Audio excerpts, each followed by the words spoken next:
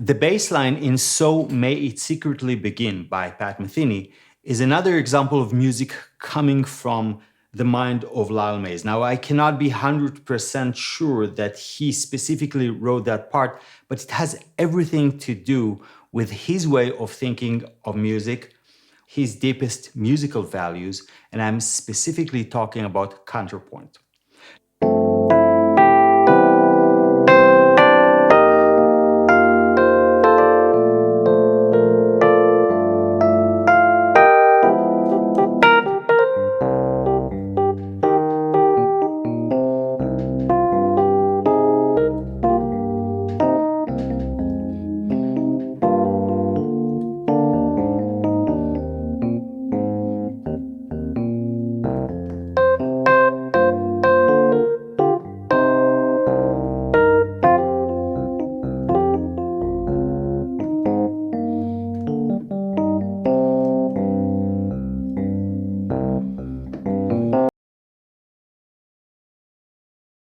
Now, when we talk about counterpoint, the first name that usually comes to mind is Johann Sebastian Bach. Beyond the beautiful harmonies Bach's so famous for, there's another key aspect, and this is something that both Bach and composers from previous generations had, and I'm talking about rhythmic diversity. What all these composers had in common is trying to avoid as much as possible in counterpoint all the voices getting to strong, important points all at the same time. As long as one of the voices or few of the voices are being delayed or suspended, we got action. We got action and tension that propels the music to move forward. Long after Bach's time, when composers started turning away from these beautiful harmonies to new territories of sounds, and I'm specifically talking about composers of the first half of the 20th century, like Bartok, Stravinsky, and Schoenberg, when musicians were no longer using these beautiful sonic combinations that we know from a Bach fugue, something still remained unchanged. Those masters of the beginning of the 20th century still maintained a huge interest in counterpoint. Even if the voices are not creating any longer the perfect chords and harmonies of the past, they still maintain the rhythmic diversity, they still imitate one another, they still dance with one another. The counterpoint Lyle Mays has been writing in general doesn't go back to the manners of the 18th century. He follows instead the steps of Stravinsky and Bartok, with a more loose approach to harmony. In terms of the intervals created by the voices, not everything has to be perfect all the time. One thing we do have, though, is an exquisite rhythmic diversity.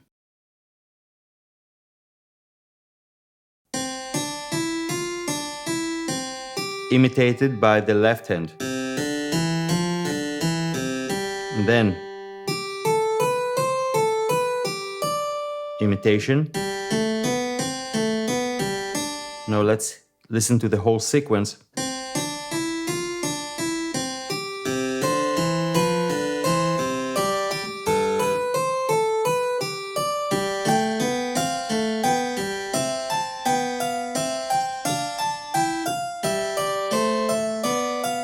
When I talked about modern counterpoint in the tradition of Stravinsky and Bartok, I was also referring to these imperfect imitations by the voices. We're no longer imitating the exact notes or the exact intervals like in previous times. We're imitating the essence of the music, the gestures themselves. For example, a skip of a fifth may be imitated by a skip of a seventh.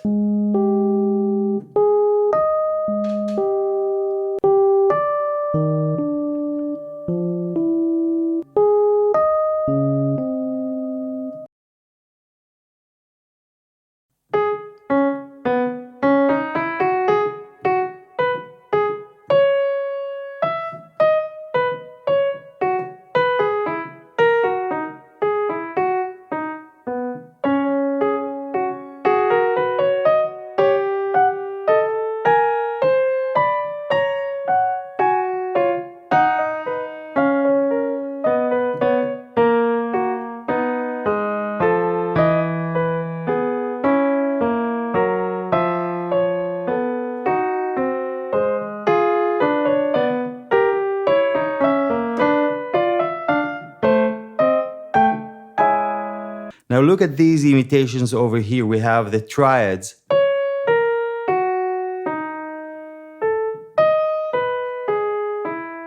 And this triad over here, major triad, is imitated by a diminished triad.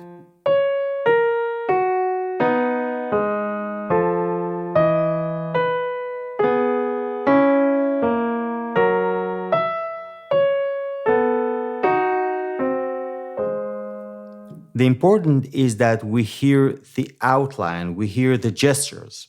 That's the important thing. It doesn't have to be perfect for us to understand that it is an imitation. An example of these imperfect imitations we can see in this interesting counterpoint device, which is called fore-imitation. Fore-imitation is when one of the voices is imitating something before it happens in the other voice. It's more of an anticipation of what's going to happen. Let me give you an example.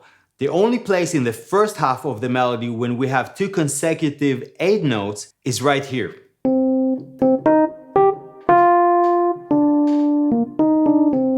Right here. Now listen to the bass.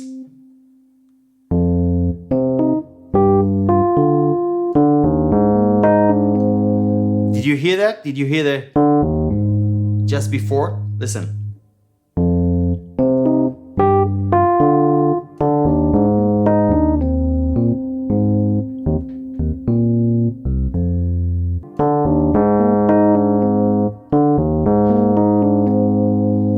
We can see that as a fore-imitation. 1, 2, 3, 4. 1, 2, 3, 4. 1, 2, 3, 4. 1, 2, 3, 4. 1, 2, 3, 4. 1, 2, 3, 4. 1, 2, 3, 4. 1, 2, 3, 4. Now, by itself, this action is not unusual. We have it in salsa, for example, the typical accent of the bass on the 4th beat. But as we're going to see later, this accent is becoming a central rhythmic motif in the whole tune. Now, in the second half of the melody, we see this accent on the 4th beat being imported into the melody. 1, 2, 3, 4, 1, 2, 3, 4, 1, 2, 3, 4, 1, 2, 3, 4, 1, 2, 3, 4, 1, 2, 3, 4. The idea of this accent on the 4th beat is becoming central in the 3rd part of the melody. 1, 2, 3, 4, 1, 2, 3, 4, 1, 2, 3, 4, 1, 2, 3, 4, 1, 2, 3, 4, 1, 2, 3, 4, 1. In the first part of the tune, you can see these accents on the 4th beat in the bass, right here. Here in the second part, we can see these accents moving to the melody, right here, right here. And in the third part, these accents on the 4th beat become a central rhythmic motif. Here it is on every bar. So I see this part as an intensification of what we're seeing before in the melody in the second part, right here.